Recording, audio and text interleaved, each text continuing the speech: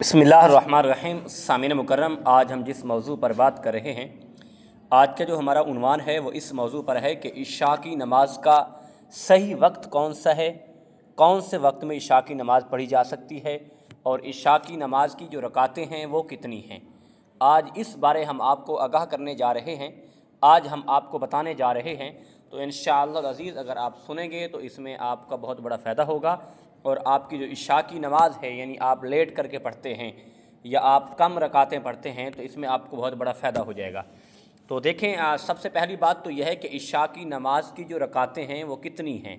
वो इशा की नमाज की रकातें कुल जो हैं वो 17 हैं। बाज़ औक़ात लोग 6 पढ़ लेते हैं, लेकिन 6 पढ़ने से उनकी नमाज नहीं होती, यानी वितर छोड़ देते हैं, यानी 4 फ़र्ज़ पढ़ लेते हैं और 2 सुन्नतें पढ़ के वो छोड़ देते हैं, वितर भी नहीं पढ़ते। तो इस तरह उनको फ़र्ज़ों का ही सवाब मिलेगा, फ़र्ज़ और 2 सुन्नत जो पढ़ते हैं उनका ही उन्हें सवाब मिलेगा। जो वितर नहीं पढ़ते, वितर छोड़ देते हैं, वितर तो वाजिब हैं, इनको किसी सूरत में हम छोड़ नहीं सकते, अगर छोड़ेंगे तो गुनहगार हैं। ठीक है, इशा की कुल रकातें जो हैं वो 17 हैं, क्योंकि इसमें पहले 4 सुन्नत हैं, 4 सुन्नतें जो हैं वो सुन्नत गैर मुअक्कदा हैं। इनको अगर हम पढ़ लेंगे तो हमें सवाब मिलेगा, नहीं पढ़ेंगे तो हम गुनहगार नहीं होंगे। लेकिन इसमें यह भी ख़ास ख्याल रखें, ये ना हो कि आप ताहयात छोड़ दें, लेकिन कभी कभार छोड़ देते हैं मसरूफ़ियत की वजह से, लेकिन एक रूटीन ना बने कि इन्हें छोड़ दें। तो उसके बाद 4 फ़र्ज़ हैं और फिर 2 सुन्नतें हैं, 2 नफिल हैं, उसके बाद 3 वितर हैं और 2 नफिल हैं। यानी ये कुल रकातें जो हैं ये 17 हैं और 17 में से आप अगर कम करना चाहते हैं तो आप पहली 4 सुन्नत जो हैं ये गैर मुअक्कदा हैं, इनको छोड़ दें तो कोई हर्ज नहीं है। और उसके बाद फ़र्ज़ तो हमने हर सूरत में पढ़ने हैं, फ़र्ज़ हैं, और 2 सुन्नतें जो हैं ये भी सुन्नत मुअक्कदा हैं। ये 2 सुन्नतें हम क़ज़ा नहीं कर सकते, इनको पढ़ेंगे हम। आगे तो 2 नवाफिल हैं, अगर इसको हम पढ़ लेंगे तो हमें सवाब है और नहीं पढ़ेंगे तो गुनहगार नहीं है, लेकिन अफजल है कि उन्हें छोड़नी नहीं चाहिए, वो नवाफिल पढ़नी चाहिए। और उसके बाद आगे 3 वितर हैं। वितर तो हमने हर हाल में पढ़ने हैं, क्योंकि वितर वाजिब है, अगर वाजिब छूट जाएगा तो हम गुनहगार हैं और खुदा की बारगाह में इसका हमें हिसाब देना होगा, हमें ज़िरिया गारी करनी होगी, यानी तौबा तैब माफ़ी मांगनी होगी, क्योंकि वितर हम छोड़ नहीं सकते। उसके बाद 2 नवाफिल हैं, वो अगर पढ़ लें तो हमें सवाब है, अगर नहीं पढ़ेंगे तो फिर भी हम गुनहगार नहीं होंगे।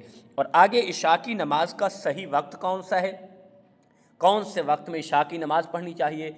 और देखें कि जब इशा की नमाज का वक्त होता है ये अफजल टाइम है, यानी इशा की अज़ान होती है, अज़ान के बाद 15 मिनट बाद जमात होती है, यानी जमात के साथ लोग नमाज़ पढ़ते हैं, तो ये अफजल टाइम है। और इसको जितना लेट करते जाएंगे जो नमाज तो हो जाएगी, वक्त तो है, लेकिन इसमें यही शर्त है कि आप सो ना जाएं, नींद ना करें, उस वक्त जागते रहें। तो आप 10 बजे भी पढ़ सकते हैं, 11 बजे पढ़ सकते हैं, लेकिन अफजल टाइम जो है, खूबसूरत टाइम जो है, वो जैसे इशा की नमाज का वक्त होता है, जैसे अज़ान होती है, अज़ान के बाद हम उस टाइम पढ़ें तो ये ज़्यादा अफजल है। बाज़ औक़ात वितर जो है लोग तहज्जुद के साथ पढ़ते हैं, यानी तहज्जुद भी पढ़ते हैं, साथ वितर पढ़ते हैं, तो ये भी ठीक है, क्योंकि इसमें वितर आप उस वक्त पढ़ते हैं तो हमें ये अंदाज़ा हो जाएगा कि हमारे वितर रहते हैं।